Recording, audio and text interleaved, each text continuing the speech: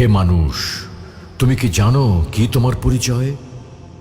প্রিয় ভাই ও বোনেরা, বিখ্যাত একটি উক্তি প্রচলিত আছে, যে ব্যক্তি নিজেকে চিনতে পারে সে তার রবকেও চিনতে পারে। এটি একটি চমৎকার কথা যে যদি তুমি নিজেকে চিনতে পারো, নিজের অবস্থা নির্ণয় করতে পারো, তবে তুমি মহান রব, যিনি সর্বময় ক্ষমতার অধিকারী, সেই রব এবং তার মর্যাদা সম্পর্কেও জানতে পারবে। তাহলে প্রশ্ন করি, কে আমরা? আমি বা কে? আমরা তো প্রকৃতপক্ষে সৃষ্টি, এক সমবেত সৃষ্টির অংশ মাত্র। আর আমাদের স্রষ্টা হলেন এক আল্লাহ রাব্বুল আলামিন।